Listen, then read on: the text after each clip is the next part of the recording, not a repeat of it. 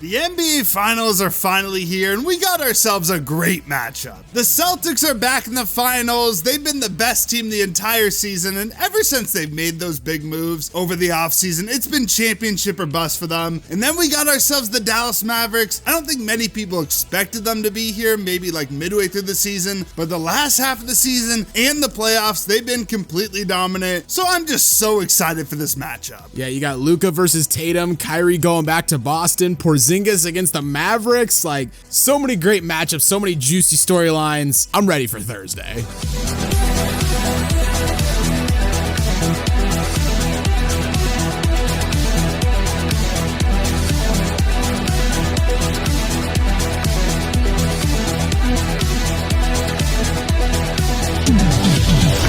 Before we start talking about this year's NBA Finals, please give the video a like, subscribe to the channel, and hit the notification bell so you never miss out on any new videos. So this finals matchup is really a matchup between the hottest team in the league and the Dallas Mavericks, who have been just completely dominant ever since around like early March, versus the Boston Celtics, who have been completely dominant the entire season and the playoffs. And they haven't been tested as much in the playoffs as the Mavericks, but still just straight dominance. But let's first get into the Mavericks. Like we said, the most dominant team in the NBA since early March. They made that switch to start Daniel Gafford. It's been huge for them since early March, like since March 6th, I think it is. If you take out the two games where they rested Kyrie and Luka at the end of the season, they're 16-2. That's what they finished the season as. Just ridiculous. And they've had a few games here and there in the playoffs, like game 1 against the Clippers, game 1 against the Thunder. There was that one game, game 4, where they started slow against the Clippers as well. But besides that, their dominance has continued. Very impressive against a very difficult Western Conference gauntlet. Like, you look at who they played, the Clippers. I know Kawhi was injured, but that's still not the easiest first round matchup. The Thunder, the first seed out west, and then against the Timberwolves, who were looking like maybe the favorites to win the finals, at least come out west after beating the defending champion Nuggets. They've gone through a gauntlet in the Western Conference. Certainly much tougher than the Celtics have gone through. Absolutely. It's not even close. That's a murderer's row compared to what the Celtics have gone through. And besides, obviously, Luka playing incredible and Kyrie having some big games. I mean, we've talked about it the past couple videos we made about the Mavericks. I mean, their supporting cast has been excellent throughout the season. They had one of the best defensive ratings in the entire league near the end of the season, which is just an incredible improvement considering where they were coming from last year. And I mean, top to bottom, you got to give everyone some amount of credit. Luka and Kyrie have committed big time to playing defense this year. Derek Lively, I mean, has there been a rookie that's been more impactful in the NBA playoffs than him? I can't think of one. I can't think of, like, you could say Chet was better, but like Chet even had that year. I don't even really count him. Like, this is ridiculous. He has the highest plus minus for them. People have even argued he's their third best player. And then you combine him with Daniel Gafford as your other center. Like, basically one of them will be on the court the entire NBA Finals. And for Mavericks fans, it's got to just feel like heaven. After last year, they had to watch Dwight Powell, JaVale, and Christian Wood tried to guard people. And now they got Derek Lively and Daniel Gafford. Complete night and day. It's like going from eating dried mud to caviar. It really is. It's just such an improvement. And then I have to bring it up. Derrick Jones Jr., they picked him up on a minimum. Just such a versatile player, especially on defense. He's guarded Paul George. He's guarded Shea. He's guarded Anthony Edwards. He's going to be tasked to guard Tatum. I'm sure he's going to spend some time on Brown. Ton of length, ton of athleticism. And he's going to be super important to try to slow down Tatum, because that's going to be key. He kind of like has a similar build to Andrew Wiggins, so maybe he can kind of do what Andrew Wiggins did. I will say though, Tatum completely, we'll get into it, he completely torched the Mavericks in the regular season, so it'll be interesting, but they need him to play well against Tatum because they don't have much else besides him to guard Tatum. And offensively, obviously, Luka has been the leading man. 28, 9-9 in the playoffs. Don't know really what you can do to stop him. I mean, if you run drop coverage at him like the Wolves are doing, it's barbecue chicken. Because Luka, he's one of the best in the business at just getting to his spots. He's got the little floater, the ball fake. He can create separation like nobody's business. If you blitz him, his vision is second to none, so he's going to find the open man. And he's got, I mean, does he have a better step back three than prime James Harden? He might, like, maybe. The step back three, and it's so deep, and you're like, that's going to come out short. And like, he's so tall too. He's Yeah. 6'7". It's like, unless you're also that big, unless you're like 7 feet, you can't block it. And even then, like, you do all that, you leave some guy running behind with Derek Jones or Derek Lively who can get up. He's going to throw the lob and find them. So I really don't know how you stop him in the half court. The one thing I will say, though, is Luka will struggle against like bigger defenders, stronger defenders. I know Drew Holiday's not like a huge guy, but he's strong as hell. Like, you're not going to bully Drew Holiday. He's strong as an ox. Yeah, so maybe he can, you know, put up a little bit of a fight. He's torching Jaden McDaniels because he can just bully Jaden McDaniels around. Like, Lou Dort gave more trouble because Lou Dort, again, is built like a linebacker. So we'll see how that matchup goes. And besides Luka, Kyrie will be extremely important for the Mavericks. He's been a little bit consistent with his scoring. Like, he's had some really big games, and then he's had some other games where the shot hasn't been falling, but he's come up big in fourth quarters, and they're going to need him to step up big versus the Celtics. And you know he's going to want to. Oh yeah, he's gonna see that Celtics green. He's gonna walk into the Boston Garden. He's gonna see Lucky at midcourt,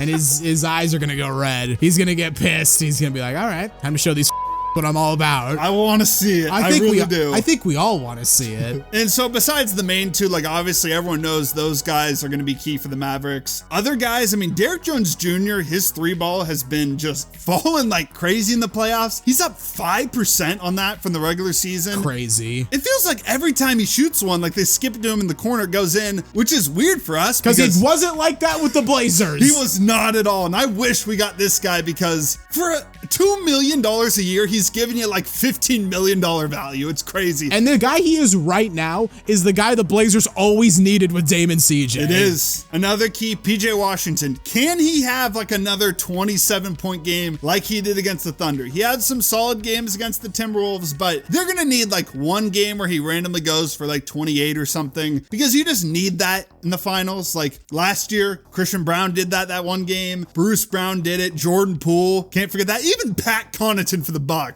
had some games like that. Like, you always need, as Shaq calls, the others to step up and have that big game. Like, who's going to do it for the Mavericks? Will it be PJ Washington, Daniel Gafford, Maxi Kleber maybe? You need that guy. Now for the Celtics, I mean, like we said in the beginning, they've been dominant basically the entire year. Their starting five has been one of the best starting fives, I think, in recent NBA history, and it looks like they're going to get Porzingis back for the finals, which is huge for them because their front court is not exactly deep, and especially in the playoffs, they have struggled big time against the pick and roll. I mean, that's kind of a Porzingis special. We remember from his time in the bubble, trying to guard the Blazers and tried to guard Dame. He was getting cooked on the pick and roll, but at least he's better than Luke Cornett. Yeah, Luke Cornett against the Pacers was just trash, so they had to bench him. They got like Xavier Tillman and these other guys. They just do not have front court depth. Like, they got Al Horford. He's going to be coming off the bench now. That is huge. Obviously Porzingis, but Mavericks are much deeper with their front court. But if you look at them like defensively overall against the Mavericks, they might be the best team in the league equipped to stop Luka and Kyrie. You got Drew Holiday, one of the best perimeter defenders ever, a guy who's strong enough to not get bullied by Luka. You also could throw Tatum at Luka, Jaylen Brown, and even Derek White is like your fourth option. If he gets switched onto Luka, that's not the worst for the Celtics. Not what you want, but not the worst. Now Luka, I mean, he did get his in the two matchups against Boston this year, but one of those, the game in Dallas, he really struggled shooting. The game in Boston, he was just sensational. So Luka still did get his against that tough defense. And then you look at for guarding Kyrie, like Derek White, Jaylen Brown, again, like Drew Holiday, they have great perimeter defenders. And like I said, I think the best team in the entire league equipped to stop this Dallas backcourt. They've got the assets to slow down Luka and Kyrie, but also we felt the same way about Minnesota. You know, it was Mike Conley, it was Ant, it was Jaden McDaniels. You know, maybe Boston can do a little bit better because, you know, a little heavier set. I think those kind of defenders do a better job on Luka because Luka can he can push around a guy like Jaden McDaniels, because as good as he is on defense, he is kind of skinny, he's kind of light, he can be moved around by someone who's stronger than him. Jrue Holiday, Jayson Tatum, Jaylen Brown, they're not going to be moved around, but I don't know, I kind of feel like the whole, oh, can they stop Luka and Kyrie thing? It's kind of becoming like, can you stop Jokic? Like, I don't think anyone actually can do it. It's just, can you bother them? Can you slow them down even a little bit? Will Boston be able to do that? I mean, I don't know about you, but I have my doubts. Yeah, it'll be tough to tell. Obviously, yeah, you're completely right. You're not going to stop Luka. You're not going to stop Kyrie. Can you slow them down? Can you force a bad game or two from them? That's the goal for Boston, and I think they at least have the guys to do that. Will they do that? that? Who knows? Now let's talk about the Celtics offense versus the Dallas Mavericks defense. The one worry I have for the Mavericks is who is guarding Tatum? Like, besides Derrick Jones Jr., who we just mentioned, similar build to Andrew Wiggins, has the length, like on paper is a good matchup for Tatum, but say he gets in foul trouble or when he has to get subbed out, who else do the Mavericks have? They got PJ Washington. That is a big worry for me if I'm the Mavericks and something I'm looking to take advantage of if I'm the Celtics. Tatum needs to be dominant. He needs to get to the line, get to the basket, not settle for jumpers. And as long as he does that, I think he could put up some big games in this finals. Well, we'll talk about it a little bit more in a sec, but that's a big if. I mean, Tatum, so far this playoffs, I mean, he hasn't particularly had to, but he's not shown that willingness to be the guy who goes and gets the ball, puts up a lot of shots, puts up a lot of points. So Derrick Jones Jr., when he's in, he's going to be doing the best he can on Tatum. But I mean, this is really all on Tatum to kind of switch up his mindset and become that, you know, star player who goes for the ball and is like, give me the ball, shows a bit more of like an aggressive streak to him, you know, not being as passive as he's been in these playoffs. I mean, we got the memes on Twitter where it's like, oh, so-and-so shot 0 of 20 or whatever. If Jayson Tatum did this, his team would win. Yeah, I mean, it's true. Like, it's been around for a reason. If you compare this team to the 2022 team, like Tatum doesn't necessarily even need to be completely insane or play incredible every game. Jaylen Brown, he's better than he was 2 years ago. Derrick White is night and day. He was a role player for that 2022 team. People were saying he should have been an all-star this year. Those people are crazy, but he's a very good player. Yes, completely fair. Those people are insane. Porzingis, when he's healthy, can space the floor. And then Drew Holiday, not really known as a great offensive player, but in these playoffs, he's shooting 40% from three. So even if Tatum is kind of mid, I don't know, the Celtics might still be able to win the series just because his supporting cast this year specifically is so damn good. So now let's get into our predictions for this finals. I mean, I hate to say it, I'm known as the Boston Celtics hater, but I'm taking them. I'm taking the Celtics in 6. They were the best team all season. They have just I don't want to say deeper team, but like through the 1 through 8 rotation that you're going to play in the finals, they are deeper, they're better, they have more experience. Besides Kyrie, he's like the only player in the Mavericks that has championship experience. Sure, Jason Kidd can preach about the 2011 finals, but I'm taking the Celtics. I hate to say it. I hope they don't. I hope they get damn swept. I'm tired of seeing their fans on Twitter. It's going to be hell if they win it, but I'm taking the Celtics in 6. So you're going to be hate watching these finals. I will be. I definitely will be. I'm going the other way. Okay. I think Dallas wins. I've said this so many times. It's the same with the Clippers. Like, I will not buy in to this Boston Celtics team until they actually prove me wrong. And when they do prove me wrong, I will bow my head in shame and I will admit that I was wrong. But until it happens, I'm not going to believe in them. And I'm aware, you know, Dallas hasn't been to the mountaintop either. Luka hasn't been to the mountaintop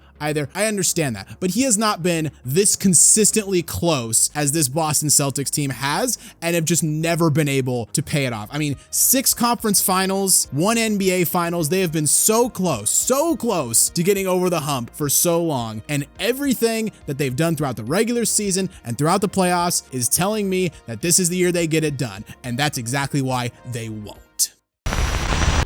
So let's hear those predictions in the comments down below. Do you have the Celtics or do you have the Mavericks, and in how many games? We want to know. If you enjoyed the video, please consider giving a like. And hey, while you're here, check out some of our other content as well. And don't forget to subscribe to Synthetic Sports.